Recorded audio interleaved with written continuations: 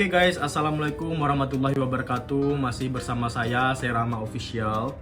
Nah, ini video terpisah yang akan aku bahas kenapa aku nggak bisa balik ke Indonesia, aka hampir nggak bisa balik. Seperti yang udah aku mention di video keberangkatan aku yang pertama ke Dubai itu, bahwa tiket pesawat aku di cancel dari Dubai karena ada new regulation from government in Indonesia that they said only 90 passengers that can back to Indonesia from, I guess, from others country or from Dubai. Jadi pemerintah memberlakukan hanya 90 penumpang pesawat yang boleh balik ke Indonesia. Aku nggak tahu ya per hari atau bagaimana, aku nggak tahu, atau per pesawat itu hanya boleh 90 orang.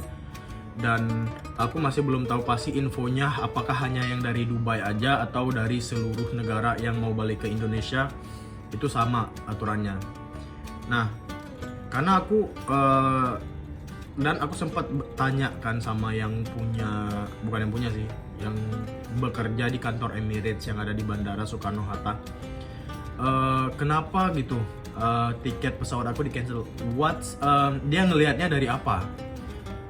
Apakah hanya dari karena aku pesen tiketnya nggak dari jauh-jauh hari, makanya bisa mereka kayak, oh ini baru pesen nih, udah cancel gitu? Atau seperti apa, dia juga nggak tahu pasti. Tapi kalau emang kayak gitu aturannya, ya udah, mau gimana lagi, karena aku emang pesen tiketnya emang nggak planning dari bulan yang lalu sih, bukan yang sebulan atau seminggu.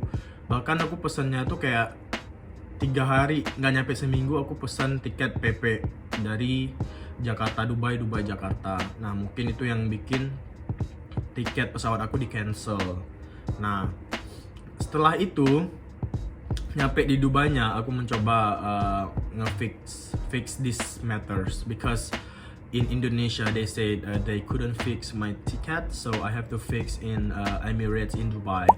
And I went to their office, but they fix it. You know, I have to wait until 13th of October, so I think that's too long that I will be stay here. And I even think about how to rent apartment, like a reasonable price apartment here in Dubai, because I wouldn't pay a lot of cost just for stay here, and it not necessarily for me, because I have to study and I have to work. And kalau di sini tuh kayak ngapain gitu loh, sampai tanggal 13 aku baru boleh pulang, baru bisa pulang. Atau paling itu paling lambat, paling cepat itu tanggal 13 kata petugas yang ada di Emirates in Dubai, here in the airport in Dubai. And okay, that's the last chance. Itu kayak pilihan terakhir kalau aku benar-benar mau pulang naik Emirates. So aku kayak okay, mungkin aku bakalan bikin konten atau bakalan lihat kayaknya oke sih kalau 3 hari ya. Kalau 2 minggu kayaknya aku bakalan boring, apalagi di sini panas banget guys, siang malam panas. Terus dan kotanya itu kayaknya kota yang nggak ramah buat, bukan nggak ramah sih ya, pedestrian itu banyak di sini ya, ada di bawah situ transportasi publiknya tuh banyak guys. Jadi ini viewnya dari depan kamar aku, dan ada trotoar juga. Pokoknya bisa buat jalan dan difasilitasin. Tapi yang namanya iklim ya, kita kan nggak bisa bohong ya, panas, berdebu, terus nggak terlalu banyak pohon. Jadi kayak kemana-mana tuh harus bener-bener kayak naik taksi, naik motor aja jarang gitu loh. Itu pun motor cuman kayak orang pesan antar makanan. Nah, seperti itu ya. Jadi aku rasa buat 2 minggu di sini tuh kayak bukan masalah harga sih, cuman kayak sayang aja gitu, kayak nggak bakar duit gitu. Apalagi aku nggak bisa ke Dubai Expo karena aku belum 2 kali vaksin. Nah, terus aku mencoba buat nyari tiket pesawat kayak tiket Malindo Jetstar, terus Ethiopian Air. Oh my god, I'm so scared about their airlines. I don't mean that airlines pesawat itu jelek. Aku nggak maksud pesawat itu jelek apa enggak. Cuman yang namanya kita punya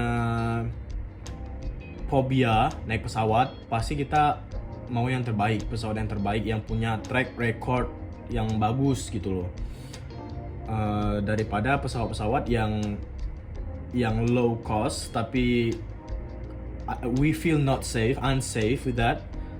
Ya mau nggak mau kita harus nggak pilih pesawat itu gitu loh. Jadi akhirnya aku mencoba mencari pesawat Qatar. Qatar ada sih yang mau balik ke Indonesia dan kemungkinan ini masih kemungkinan bisa pulang. Tapi belum pasti juga mereka, dan harga kemungkinan ini tahu nggak kalian berapa? Itu sekitar $4.000 USD, $4.000 Amerika. Bayangin berapa? $1.000 aja sekitar 14 jutaan. Yo, can you imagine? So akhirnya aku nggak jadi karena itu kayak way expensive, sangat mahal banget.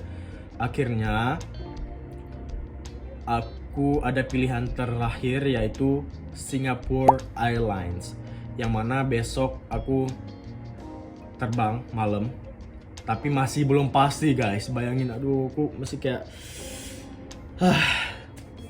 masih belum pasti aku masih bisa pulang apa enggak, karena bisa aja mereka cancel lagi di menit-menit terakhir. Kalau misalkan pemerintah Indonesia nggak boleh pulang dulu, ya udah aku nggak bisa pulang. Kayak kemarin aku di cancel kan di jam-jam terakhir tuh, pas aku mau terbang dari Jakarta ke Dubai, itu langsung dapat email pesawat aku di cancel dari yang Dubai ke Indonesianya. Nah kemungkinan bisa terjadi pada saat aku mau balik lagi ke Jakarta, tapi semoga aja enggak ya. Dan kemungkinan terakhir aku nggak bisa pulang yaitu hasil PCR, positif nggak atau negatif nggak gitu. Kalau positif ya udah aku nggak bisa pulang, dan bahkan di sini bakalan dikarantina juga. So I was so afraid about that. Jadi kayak makin hari aturan pulang ke Indonesia itu semakin semakin sulit.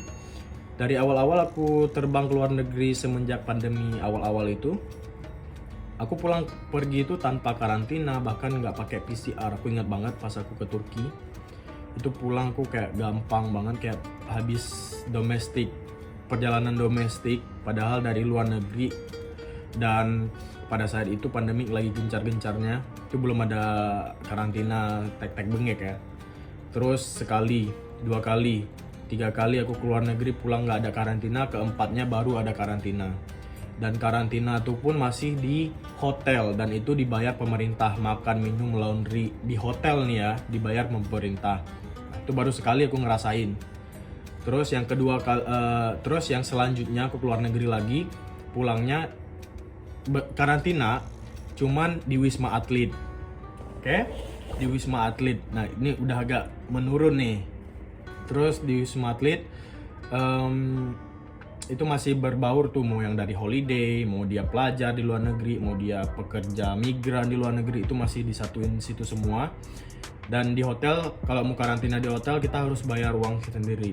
Nah pada saat itu aku ngikut ke Wisma Atlet karena aku pikir-pikir karantina buat karantina doang bosen, kita keluar duit, males aku ikut ke Wisma Atlet.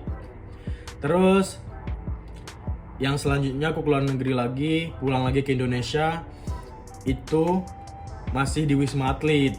Nah, jadi nggak, kalau di hotel bayar, ke Wisma Atlet masih boleh. Itu pekerja, pelajar, sama orang holiday di luar negeri masih boleh ke sana. Nah, yang terakhir yang holiday dari luar negeri balik ke Indonesia itu nggak boleh lagi masuk ke Wisma Atlet karena khusus pelajar sama pekerja migran yang ditanggung oleh pemerintah biaya karantina di Wisma Atlet itu. Nah aku bayar hotel lah ceritanya, ngambil hotel. Oke, that's okay. Terus sekarang ke luar negeri lagi. Aku udah siap konsekuensinya buat karantina, ya kita harus bayar sendiri, that's okay. Tapi pulangnya harus 90, dibatasin, bahkan dibatasin yang pulang itu berapa orang. Oh my god. Aku kayak yang aduh, makin hari makin sulit. Ntar besok apalagi nih aturannya gitu. Cuman aku nggak menyalahkan pemerintah ya, aku cuman kayak curhat isi hati aku itu seperti apa yang aku rasain. Dan ini langkah yang bagus yang diambil oleh pemerintah dan aku sangat salut. Bahkan Indonesia termasuk negara yang cepat sigap dalam menangani hal-hal yang bersangkutan dengan pandemi ini, dan aku sangat bangga dengan negaraku. So ini bukan komplain, ini bukan sesuatu yang aku marah buat Indonesia, bukan. Bahkan aku sangat bangga menjadi Indonesia.